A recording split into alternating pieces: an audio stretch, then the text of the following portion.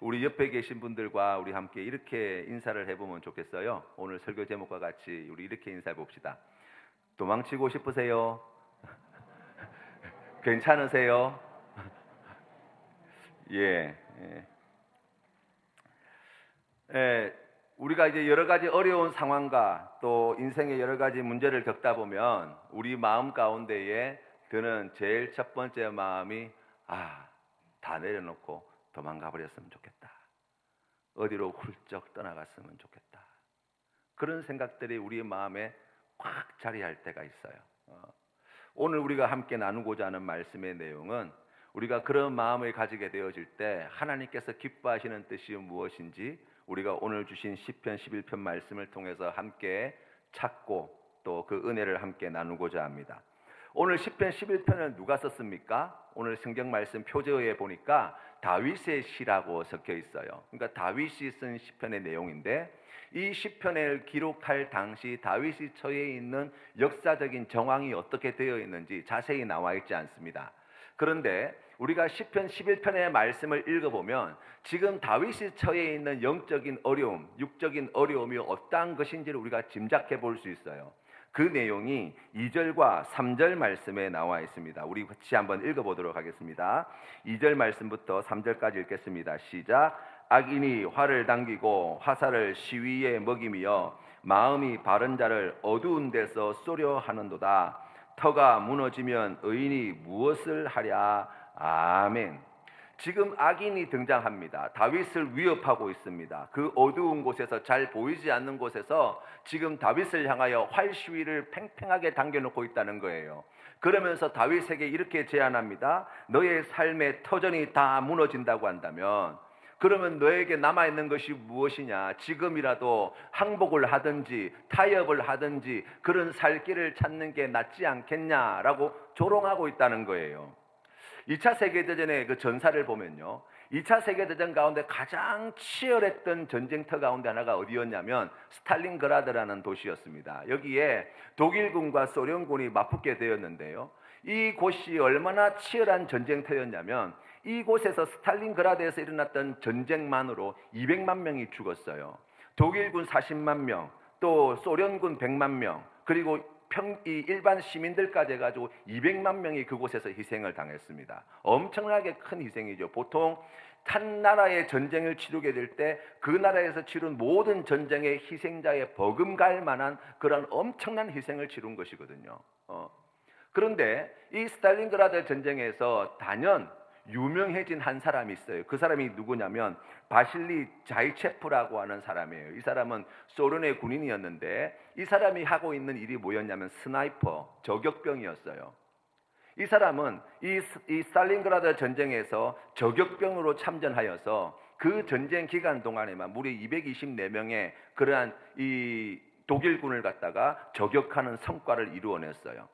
우리가 생각해보면 그 독일군의 40만 명 희생 가운데 224명이 뭐 그리 대단한 숫자인가 싶지만 실제로 전쟁터에서요, 저격병 한 사람이 제대로 제 역할을 감당하게 되어지면 이 저격병 한 사람이 한 개 중대, 아니 한 개 대대의 진군을 막을 수 있는 그러한 능력을 발휘할 수 있어요.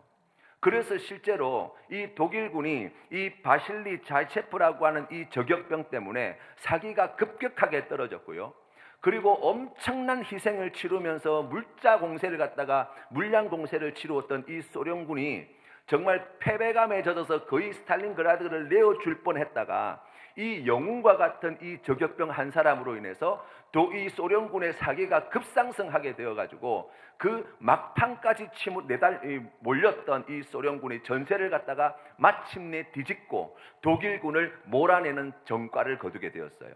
이 전쟁에서 독일군이 패하여서 2차 세계대전에 그전까지 기세 좋게 유럽을 점령해 나가던 독일군이 사기가 꺾이게 되고 전세가 급격하게 기울어들고 이 전쟁으로 인해서 독일이 패망의 길로 접어들게 되었다라고 이렇게 평가하고 있습니다. 이 저격병이 하는 일이 뭐냐면 남들이 잘 보이지 않는, 그때 당시만 하더라도 한 600m에서 800m 사이의 거리에서 이제 그 독일군의 장교 또 주요한 인물들 또는 상대편의 그 저격병을 갖다가 이 저격해내는 거예요.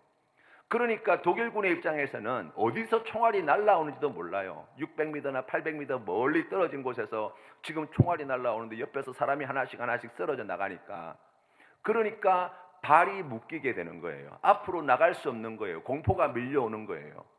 그래서 이 저격병 한 사람 때문에 한 개 중대가 아닌 한 개 대대 이상의 병력이 발목이 묶이게 되어진다는 거예요.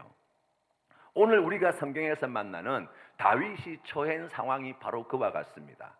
이 악인들이 다윗을 향해서 할 시위를 당기고 있는데 그곳이 어디입니까? 어두운 데서 쏘려 하는도다라는 거예요.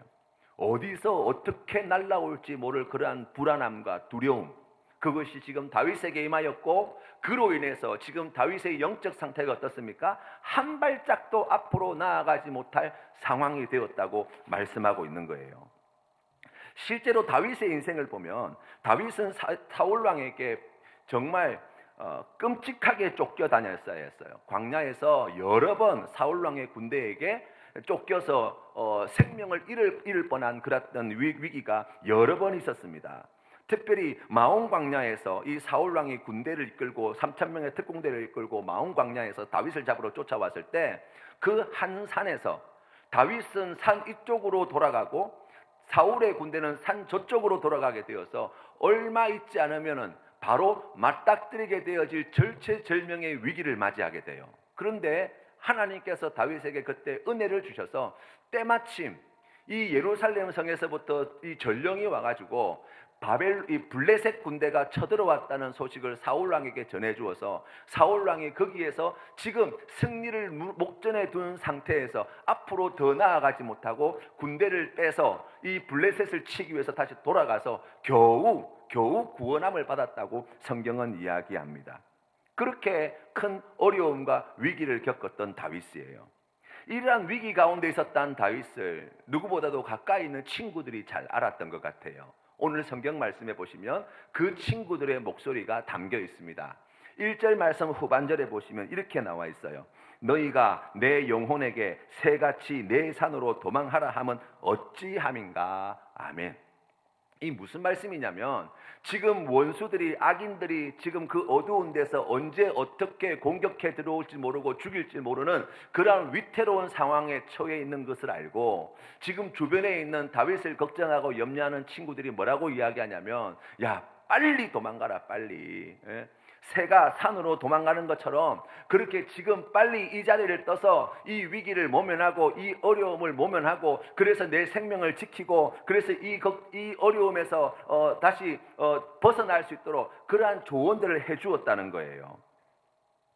어느 분이 이제 고등학교 때 만났던 여자친구와 같이 이렇게 이 고등학교를 졸업할 때까지 잘 교제를 나누고 그리고 졸업하면서 대학을 진학하게 되고 이제 대학을 졸업하고 나서 이제 여자친구가 취업을 하게 되었다는 거예요. 이분은 이제 그때쯤 여자친구가 취업할 때쯤 되어서 이제 군대를 가야 해서 휴학을 하고 군대를 가야 해서 군대에 가서 한 2년 넘게 시간을 보내고 난 뒤에 이제 복학을 해서 이제 취업을 준비하면서 몇 년 동안 또 시간을 그렇게 어렵게 보냈다는 거예요. 어렵사리 취업에 성공하게 되었어요. 이분이 취업에 성공하고 나니까 이제 넥타이 매고 직장에 출근하게 된 거잖아요. 얼마나 기뻤을까요? 얼마나 좋았을까요? 이분의 마음 가운데 이제 그런 계획이 세워지더라는 거예요. 아, 이제 내가 취업도 하게 되었으니까 내 사랑하는 여자친구, 그동안 나를 위해서 수발하고 이렇게 옆에서 지원해주고 위로해주고 힘이 되어준 이 여자친구와 내가 앞으로 멋진 인생, 행복한 인생을 내가 펼쳐가리라. 그런 꿈을 가지고 미래를 준비하고 있을 때쯤에 난데없이 이 여자친구가 직장에서 야근을 하고 난 뒤에 집으로 돌아가는 길에 신호 위반을 한 택시에 부딪혀가지고 너무 안타깝게도 병원에 실려가게 됐어요. 2달이 넘는 기간 동안 정말 정성을 다해서 치료하였지만 너무나 안타깝게도 다리 하나를 갖다가 잃어버렸다는 거예요. 그럼에도 불구하고 이분은 자신의 여자친구를 위해서 극진히 보살피고 직장을 마치고 나면 꼭 병원에 와가지고 만나서 또 그날 있었던 이야기들을 같이 나누고 그러면서 계속해서 사랑을 이어갔다는 거예요. 이제 여자친구가 이제 병원에서 퇴원할 때쯤 되던 어느 날 이분이 직장에서 마치고 이제 병원으로 찾아와서 이제 여자친구를 만나려고 병실에 들어갔는데 보니까 병실이 다 비워져 있는 거예요. 그 이야기를 들어보니까 벌써 퇴원했다는 거예요. 퇴원하면서 이 병원에 근무하시는 이 간호사님한테 남자친구가 오면 이 편지를 꼭 전해주라고 편지 하나를 남겨놓고 떠났다는 것입니다. 그 편지의 내용 가운데에 이런 내용이 들어있었대요. 당신 인생에 큰 짐이 될지 모르고 당신을 오히려 불행하게 만들 수도 있습니다. 제가 숱한 시간 동안 고민을 거듭하고 거듭한 끝에 평생 나의 이런 모습을 보이고 싶지 않아서 사랑하기 때문에 이제는 사랑하지 않으려 합니다. 라는 그런 글을 남겨놓고 연락도 끊고 전화번호도 바꾸고 이사도 하고 직장도 그만두고 그렇게 종적을 감춰버렸다는 거예요. 백방으로 수소문 하면서 이 여자친구의 바뀐 전화번호를 알면 그 연락을 하면 또 전화번호를 바꾸고 또 바꾸고 또 바꾸고 그렇게 찾으려고 노력했음에도 불구하고 만나지를 못했어요. 3년이 지난 어느 날 이 여자친구가 살고 있는 시골집 주소를 갖다가 이 여자친구의 가까운 친구로부터 어렵사리 얻게 되었어요. 그래서 그 주소를 받아들고 이제 몰래 그 여자친구가 있는 집을 향해서 찾아갑니다. 노을이 지는 어느 날 저녁에 그 시골 한적한 마을에 있는 허름한 시골집에 이제 대문 사이로 그 마당 안을 살짝 들여다보았는데 마당에는 강아지가 열심히 뛰어놀고 그리고 그 집 대청마루 이쪽 편에 이 그동안 그렇게 보고 싶었던 여자친구가 거기에 앉아 있는 게 보였어요. 가슴이 쿵쾅쿵쾅 뛰었어요. 그런데 가만 보니까 그 여자친구 옆에 목발이 2쌍이 있는 거예요. 그 맞은편에 보니까 여자친구와 똑같은 상처를 안고 있는 순하게 생긴 웬 남자가 자기의 여자친구를 보면서 패맑게 웃으면서 막 대화를 나누고 있더라는 거예요. 그걸 보고 이 청년이 눈물을 흘리며 발걸음을 돌이켰다라는 이야기. 어떻게 생각해보면 너무 사랑하기 때문에 더 이상 내가 당신을 사랑할 수 없습니다 라는 글을 가지고 호련히 도망을 갔던 이 여자친구의 이야기를 들으면서 야, 참 낭만적이다, 참 아름다운 사랑의 이야기다. 우리가 그렇게 이야기할 수 있어요. 그런데 여러분, 우리 인생의 현실에서 만나게 되어지는 도망하게 되어질 처지는 그렇게 낭만적이지 않잖아요. 얼마나 마음이 아프고 얼마나 괴롭고 얼마나 힘든 줄 모릅니다. 도망친다고 하는 것은 생명을 가지고 있는 모든 존재가 가지고 있는 본능적인 자기 보호 행위래요. 동물도 가지고 있고요, 식물도 가지고 있고요, 심지어 단세포 생물들도 위협을 당하거나 어려움을 만나게 되면 피한다는 거예요. 도망을 다닌다는 거예요. 위협에 대해서 도망치는 것은 그 위협을 해결하는 가장 손쉬운 방법이 되기 때문이에요. 가장 적은 비용을 들이고 가장 큰 효과를 볼 수 있는 방법이 도망하는 방법이래요. 사람도 마찬가지 아닙니까? 우리가 세상을 살아가면서 우리가 어려움을 당하고 문제를 당하고 괴로운 일을 당할 때 도망치는 것처럼 많이 사용하는 방법이 없어요. 많은 사람들이 그렇게 살아갑니다. 우리가 문제를 만날 때 가장 손쉽게 가장 적은 비용으로 이 고통을 피할 수 있는 방법이 뭐냐? 도망가는 거예요. 도망가는 거. 우리가 오늘 성경 말씀에서 만나는 다윗, 이 다윗도 우리랑 별반 다르지 않습니다.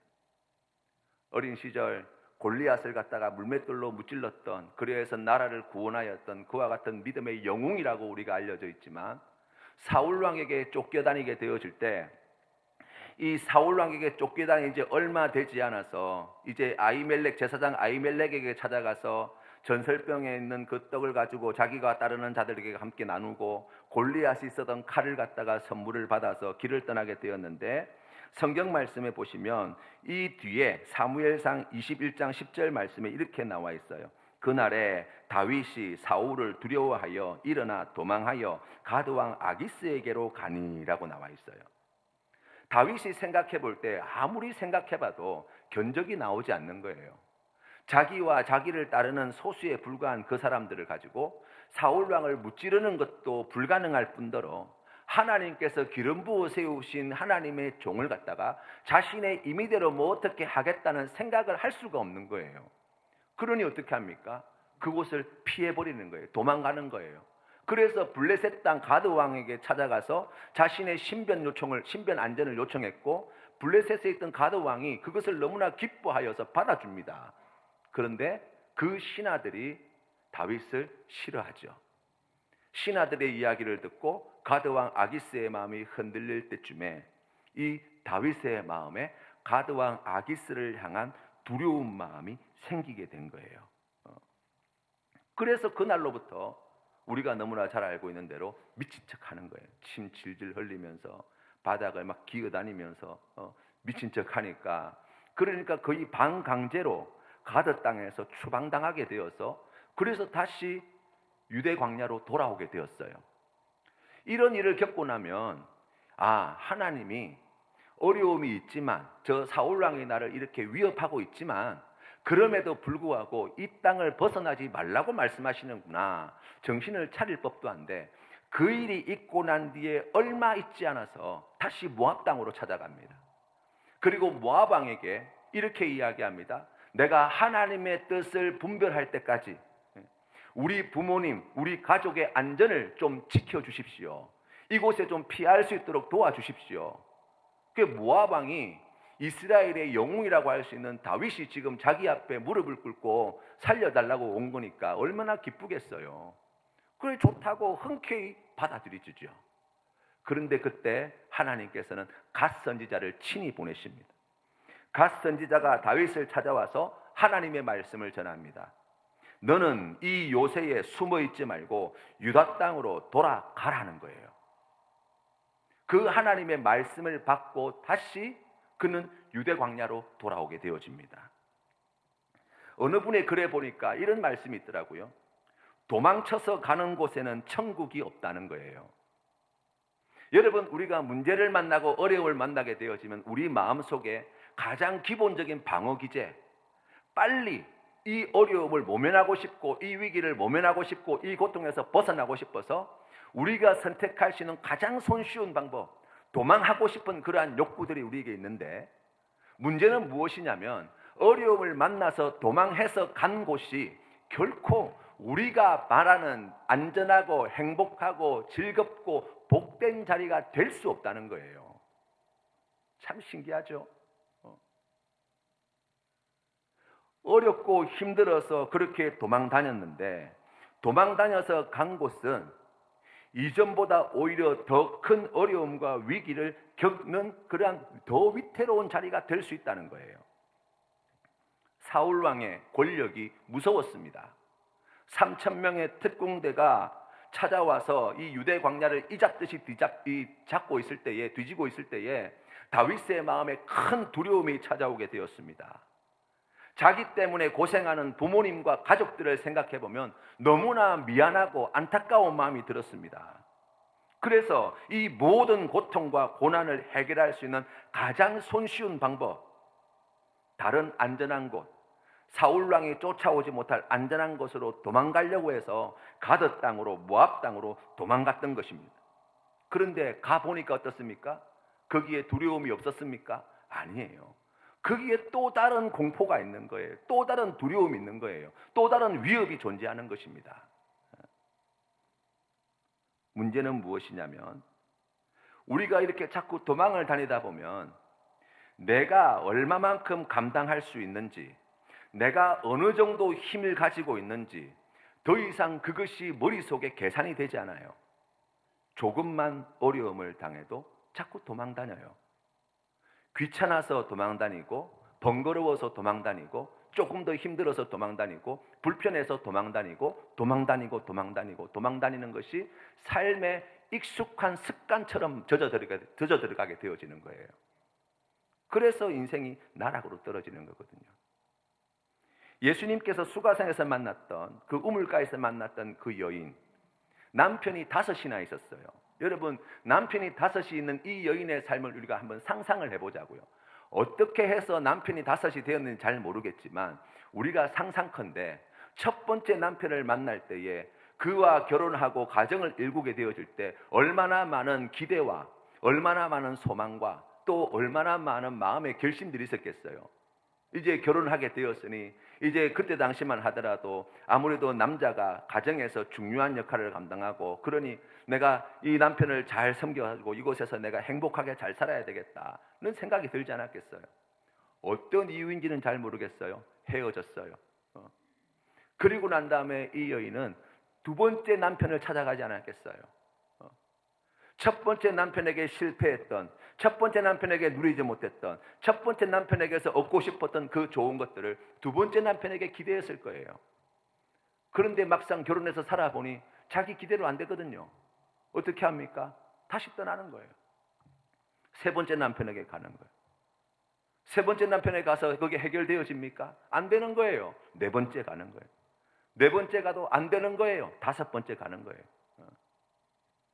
지금 같이 살고 있는 남편도 네 남편이 아니라고 주님 말씀하시잖아요.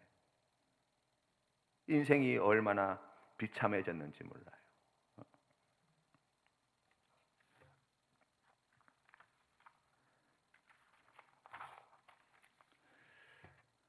이러한 어려움 가운데 있던 다윗이 하나님께 내어드리는 믿음의 결단이 1절 말씀에 있어요. 1절 말씀 첫머리에 이렇게 나와 있습니다. 내가 여호와께 피하였거늘 나와 있어요. 여러분, 우리가 도망 이렇게 생각해 보면 제일 먼저 머리에 떠오르는 것이 뭐냐면 36개 주랭랑이에요. 그죠? 손자병법에 보시면 여러 가지 상황, 지금 우리 군대가 처해 있는 여러 가지 상황 속에서 우리가 쓸 수 있는 그러한 계책이 무엇인가에 대해서 쭉 열거를 해놨는데요. 거기에 온갖 계책들이 다 나와 있는데, 내가 불리할 때, 내가 어려울 때 취할 수 있는 그러한 계책 가운데 하나가 무엇이냐면 36개 주랭랑이라는 거예요. 우리는 이것을 생각할 때 어떻게 생각하냐면, 그런 어려움이 있을 때 얼른 도망가는 것이 사는 길이다라고 생각합니다. 그런데 원래 손자병법에서 36개 주랭랑을 이야기했던 이유가 있어요. 그게 무엇이냐면 손해나 패배가 뻔한 전투를 할 필요가 없다는 거예요. 그래서 다시 물러가서 전열을 가다듬고 불리한 교전을 피하고 더 좋은 타이밍에 더 좋은 지역에서 더 좋은 유리한 전투를 할 수 있도록 준비하라는 거예요. 그래서 거기에서 승리하라는 거예요. 그래서 승리하기 위해서 36개 주랭랑이 때로는 필요하다고 이야기한 거예요. 하나님은 가드 땅이나 모압 땅이 아닌 다윗이 두려워하는, 사울 왕이 두 눈 시퍼렇게 뜨고 있는 3,000명의 특공대가 이잡듯이 지지고 있는 그 유대 광야로 가라고 말씀하십니다. 하나님은 이 유대 광야에서 계속해서 사울 왕을 만나게 하십니다. 나중에 다윗이 엔게디 굴에 숨어 있을 때 사울 왕이 그곳에 와서 그 앞에서 옷을 벗고 볼일을 보는 장면을 성경은 이야기합니다. 사울이, 권력을 가지고 있는 사울이, 3,000명의 특공대를 조직해서 쫓아다니는 사울이 다윗을 살려준 게 아니에요. 다윗이 이 광야에서 경험하게 되어진 것은 하나님이 사울 왕을 두 번씩이나 죽일 기회가 있었음에도 불구하고 놓아주게 해주시더라는 거예요. 하나님은 다윗에게 사울과 그의 군대가 두려워할 대상이 아님을 가르쳐 주십니다. 처음에 두려워하였던 마음을 가지고 있던 이 다윗의 마음이 사울 왕과 만나고 쫓겨다니고 놓아주고 하였던 그 모든 일들을 통해서 사울 왕을 향해서 가지는 마음이 무엇입니까? 애통해하는 마음, 불쌍히 여기는 마음이었어요. 그래서 이 사울 왕을 죽일 수 있었을 때에 그것을 행하지 않았던 이유, 하나님께서 기름 부으신 주님의 종인데 내가 어떻게 감히 사울 왕에게 이 사실을 고백하면서 아버지여 라고 부르는 다윗의 모습을 보게 되는 거예요. 예수님의 제자들도 비슷한 경험을 가집니다. 예수님께서 잡히시던 날 밤, 이 제자들은 두려움에 빠져서 예수님을 버리고 다 도망을 갔어요. 예수님이 십자가에 달려 죽으시고 부활하신 뒤에도 큰 두려움에 빠져서 방에 숨어서 밖으로 나오지를 못하고 있었습니다. 어떤 제자들은 예루살렘을 떠나서 자기의 고향으로 돌아갔습니다. 그런 제자들을 부활하신 예수님께서는 일일이 찾아가 만나 주셨습니다. 그리고 예수님께서는 승천하시기 전 제자들에게 당부의 말씀을 주시는데, 그 당부의 말씀이 무엇이냐면 예루살렘을 떠나지 말라는 거였어요. 예루살렘이 어떤 도상입니까? 예수님을 십자가에 못 박아 죽였던 종교 지도자들과 로마의 군대가 그곳에 여전히 살기등등하게 있어요. 예수님을 잡아 죽였던 그들이 언제 마음을 고쳐먹고 예수님을 따라다녔던 제자들을 감옥에 쳐넣을지 모르는 그러한 위태로운 곳입니다. 거기에 예수님을 못 박아 죽이라고 소리 질렀던 많은 이스라엘 백성들이 있던 곳입니다. 제자들에게 이 예루살렘은 두려움이 가득한 도성에 지나지 않았어요. 할 수만 있다면 빨리 이 도성을 벗어나고 싶은 그러한 마음을 가지고 있지 않았겠습니까? 그런데 예수님께서는 이 예루살렘을 벗어나지 말라고 말씀하셨던 거예요. 성령 충만함을 받았습니다. 성령의 권능이 나타나기 시작했습니다. 이 제자들은 십자가에 못 박아 죽인 예루살렘 사람들에게 제일 먼저 예수님이 부활하신 복음을 증거하기 시작했습니다. 교회는 예수님을 십자가에 못 박아 죽였던 그 백성들과 종교 지도자들과 로마의 군인들이 두 눈 시퍼렇게 뜨고 있던 이 예루살렘에서부터 세워지기 시작했습니다. 제자들에게 두려움과 공포의 도성이었던 예루살렘에 숨어 살고 도망가 버리고 싶었던 그러한 예루살렘이었는데, 이제 그 예루살렘 한복판에서 예수님을 십자가에 못 박아 죽이라고 했던 자들에게 부활하신 예수 그리스도의 복음을 힘써 증거하였고, 그 복음이 선포되어질 때 형제여 우리가 어찌할꼬 라고 고백하며 하루에 3,000명씩 5,000명씩 그리스도인이 되는 놀라운 역사가 나타나게 되었습니다. 여러분, 도망 다닌다는 말에는 두 가지 깊은 내면의 문제를 함께 담고 있다고 이야기할 수 있어요. 그 첫 번째는 불안입니다. 두 번째가 자기 무력감이에요. 도망을 간다는 것은 바로 이 문제를 해결하지 않고 고스란히 떠안고 계속해서 다니겠다는 거예요. 두려움을 극복하고 우리가 어떻게 그와 같은 귀한 믿음의 자리에 설 수 있습니까? 더 이상 도망하지 않고 이런 귀한 믿음의 삶을 살아가기 위해 우리가 무엇을 해야 합니까? 라고 이야기한다면 첫 번째가 불안을 이길 용기를 가져야 돼요. 하나님은 끊임없이 우리에게 두려워하지 말라, 담대하라 말씀하십니다. 불안이 가득한 세상 가운데에 우리가 도망하고 싶은 우리의 삶의 형편 속에서 우리가 그 하나님의 음성을 듣게 되어질 때 하나님은 우리에게 불안해하지 말고 용기를 가지라고 말씀하시는 거예요. 이 용기를 이렇게 생각하면 안 돼요. 나를 괴롭히고 나를 힘들게 만들고 나에게 스트레스를 주는 사람한테 오늘 밤에 그러면 당장 찾아가가지고 멱살 잡고 끝장을 보자, 이런 용기를 말하는 것이 아닙니다. 하나님을 대면하는 용기를 이야기하는 거예요.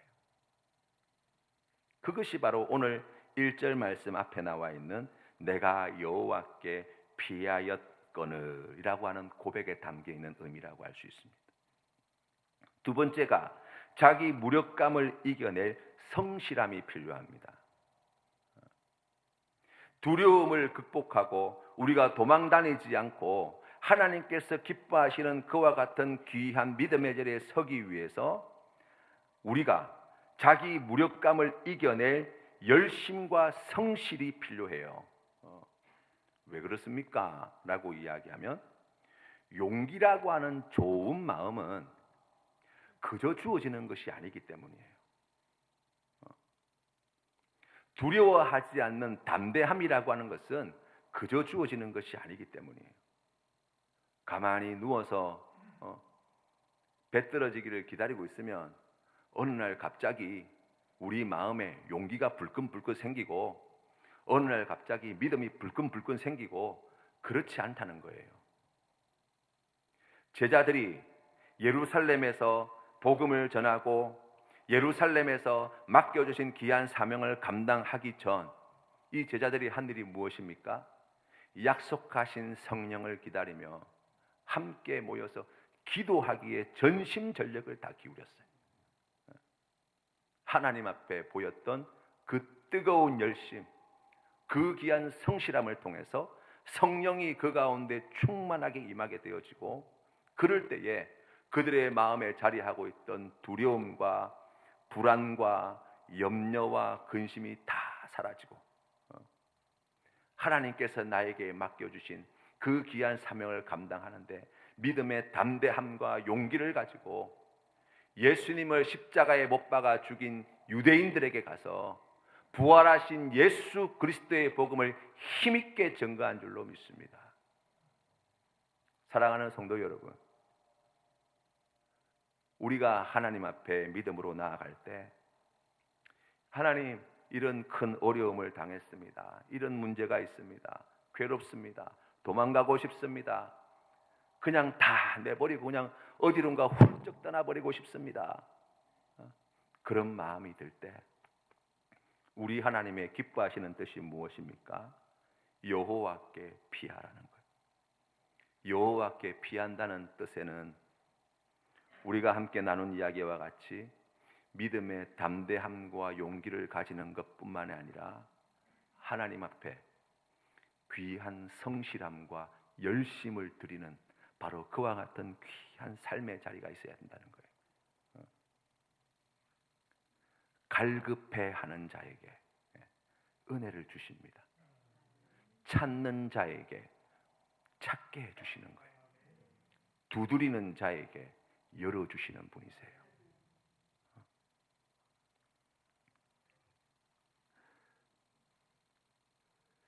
하나님께 피하게 되어지면 어떤 일이 벌어집니까? 우리가 말씀에서 조금 찾아보면 시편 2편 12절 말씀에서는 하나님께 피하는 자는 복을 받게 될 것이라고 이야기합니다. 그의 아들에게 입맞추라. 그렇지 아니하면 진노하심으로 너희가 길에서 망하리니 그의 진노가 급하심이라. 여호와께 피하는 모든 사람은 다 복이 있도다. 아멘. 시편 17편 7절 말씀에서는 하나님께 피하는 자에게 구원을 약속해 주십니다.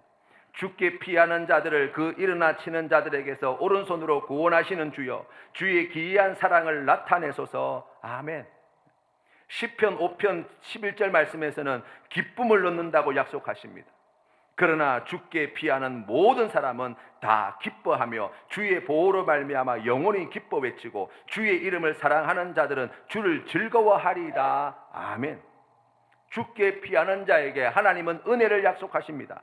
시편 31편 19절 말씀에 주를 두려워하는 자를 위하여 쌓아두신 은혜, 곧 주께 피하는 자를 위하여 인생 앞에 베푸신 은혜가 어찌 그리 큰지요. 아멘.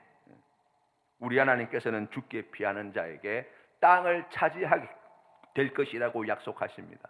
이사야서 57장 13절 말씀에 내가 부르짖을 때에 내가 모은 우상들에게 너를 구원하게 하라. 그것들은 다 바람에 날려가겠고 기운에 불려갈 것이로되 나를 의뢰하는 자는 땅을 차지하겠고 나의 거룩한 산을 기업으로 얻으리라. 아멘. 우리가 오늘 읽었던 시편 11편의 말씀을 여러분 다시 한번 보십시오. 지금 잠깐만 보시면요, 이 시편 11편의 말씀은 등장인물이 총 4명이에요.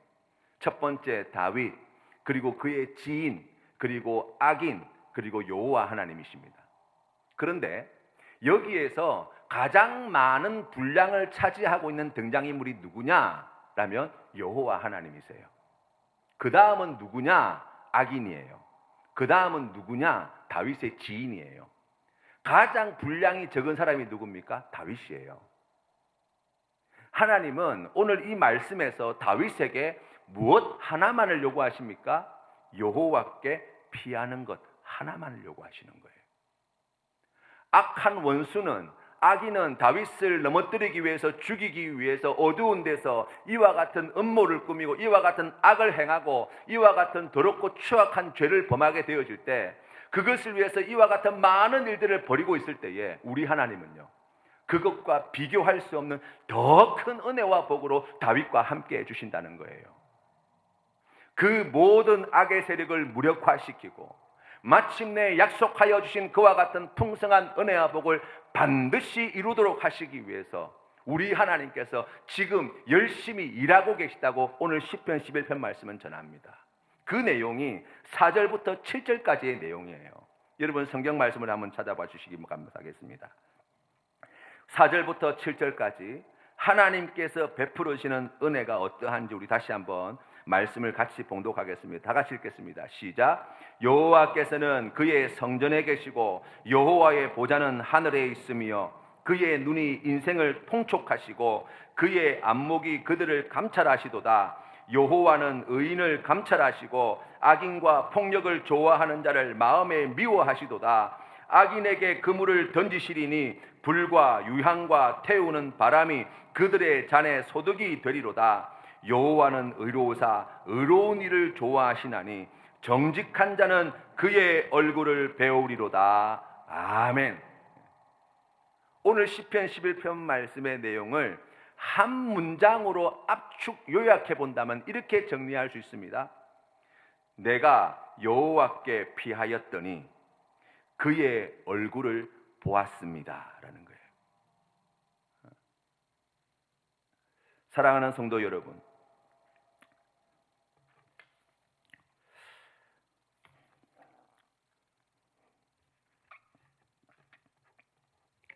도망하고 싶고 외면하고 싶고 회피하고 싶고 다 내려놓고 싶고 어디론가 훌훌 하늘을 날아다니는 새 한 마리처럼 그렇게 떠나고 싶다 라는 마음이 들 때가 왜 없겠습니까?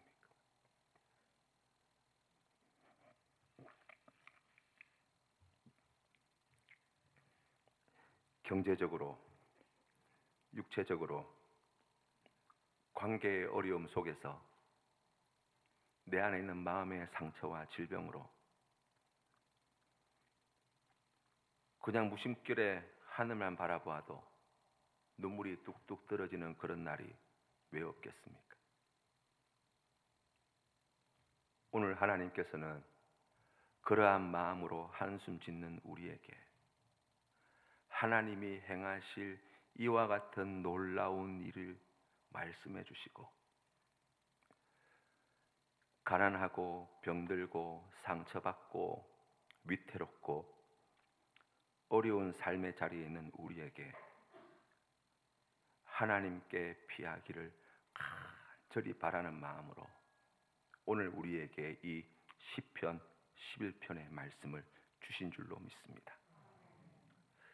사랑하는 성도님들의 삶의 자리에 여호와께 피하여서 도망하는 인생이 아니라 하나님께 피하여서 하나님께서 약속하여 주시는 이와 같은 놀라우신 은혜, 우리 하나님께서 베풀으시는 그 풍성하신 사랑, 하나님의 행하시는 크고 놀라우신 들을 믿음으로 바라보며 이전보다 더욱 주님을 사랑하며 이전보다 더욱 주님을 신뢰하며 이 험악한 인생길을 주님만 붙잡고 믿음으로 살아내시는, 견뎌내시는, 이겨내시는, 그리하여서 마침내 하나님의 구원하심을